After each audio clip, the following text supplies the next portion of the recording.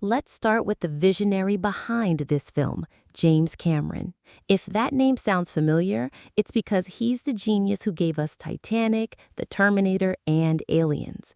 Cameron isn't just a director, he's a world builder, a storyteller who pushes the boundaries of what's possible in film. With Avatar, he didn't just make a movie, he created an entire universe.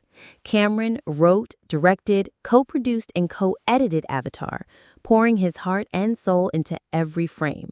His passion for storytelling and technology shines through, making this film a landmark in cinema history.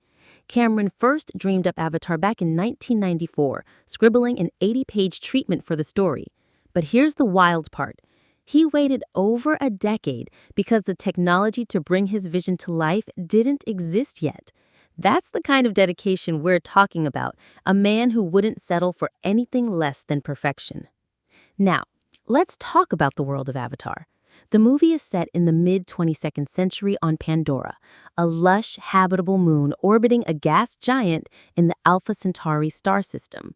Picture this: dense rainforests glowing with bioluminescent plants, towering mountains floating in the sky, and creatures that look like they leapt out of a dream.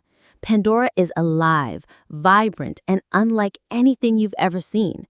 The film introduces us to the Na'vi, a race of 10-foot-tall, blue-skinned, sapient humanoids who live in harmony with their environment. Their culture, spirituality, and connection to nature are at the heart of the story, and Cameron crafts their world with such detail that you'll feel like you're walking among them. The title Avatar refers to a genetically engineered Na'vi human hybrid body controlled by a human mind, used to interact with the natives. It's a sci-fi concept that's both mind-bending and deeply personal, setting the stage for a story about identity, loyalty, and discovery. The cast is a powerhouse of talent, led by Sam Worthington as the main character, a former Marine with a warrior's heart. Worthington, an Australian actor, was a relative unknown at the time, which was exactly what Cameron wanted to keep the budget manageable and the performance authentic. Cameron saw something special in him, a guy you'd want to grab a beer with, but who could also transform into a leader.